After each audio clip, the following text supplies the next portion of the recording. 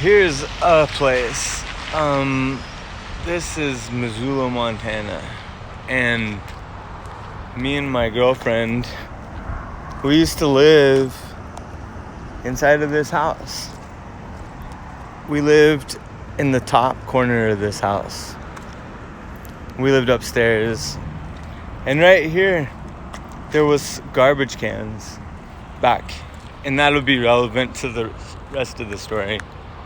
But, so we lived in this house. And it was for maybe a year or two. And it's by the train tracks. Well, it's kind of fixed up now. It's kind of fancy. They're kind of renovating this side of town, you might be able to say. And, 20 years later, 15 years later, looks like it has a new roof on the house. One of the guys that lived here, this wasn't always, it was a place where people could live and pay cheap rent. Because there's always those types of places.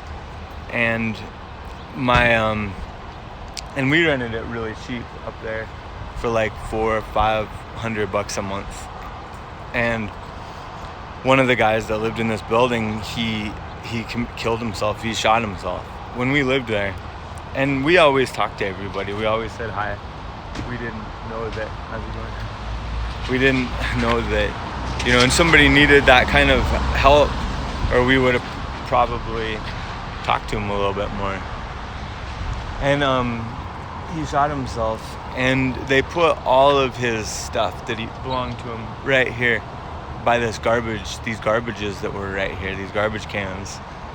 And my girlfriend, she was, I don't know if you would say sentimental or curious, but she went through and found a box of his stuff, and she read everything, poetry, everything. And he had all this poetry that he had in there, and it was all in this box. And so she was reading it, and she was going through it and reading it. Well, at the same time, in one part of the box, it was filled with porn. The worst pictures of porn that you could come across, I think, on a picture of a magazine. And somehow those pictures just got pushed under the couch, and we forgot about them.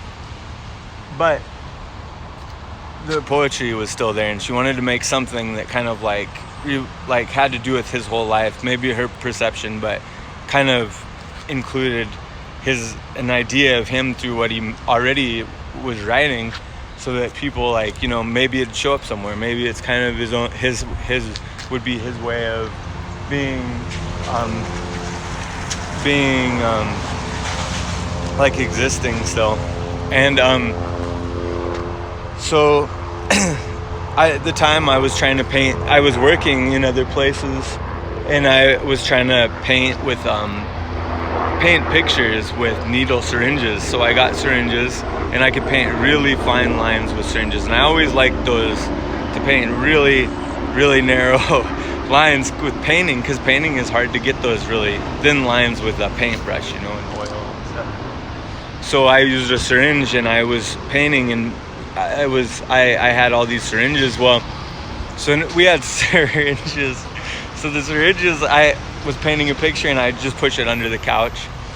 Well, months and months later, the school year was about to start or something, and my girlfriend Jana, her family came to get our couch, and we said they could get the couch, and they were 18 years old or 17 years old, and they just graduated high school, and they're going to go to college. And they brought their kids, their family. The whole family was in our house. So people I never knew. And we said, "Oh, here's the couch. It's right. Here's the couch right here. You could have the whole thing." I think making jokes, kind of I don't even sleep on the couch. It's brand new, even though from wherever it was definitely used. So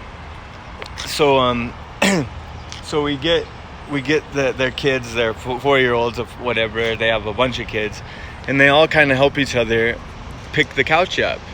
And I remember looking and seeing that everybody had a shocked look on their face, like a really shocked look, like where they looked like they saw like a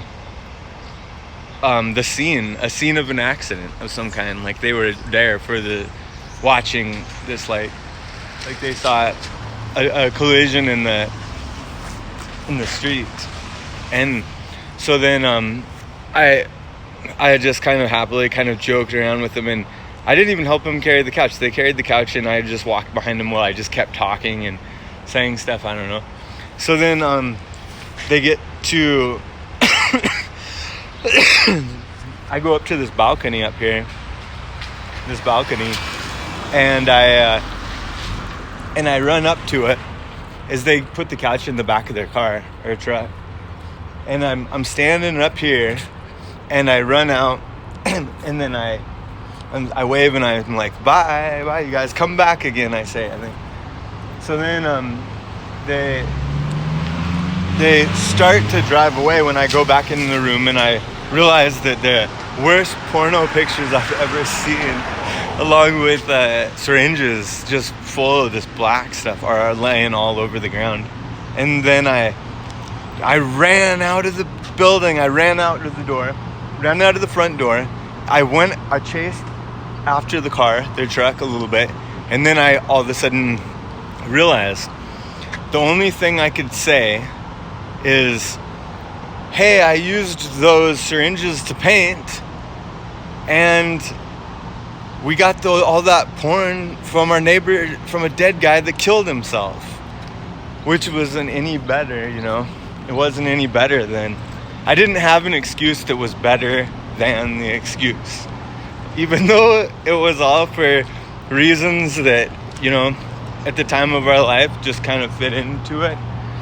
I didn't have a better thing to tell them. So that's the end of the story, and that's a building I miss a lot. I mean, period of life that I exist, and where does life go? Where does it all go? You're here for one moment to the next, and life just keeps disappearing.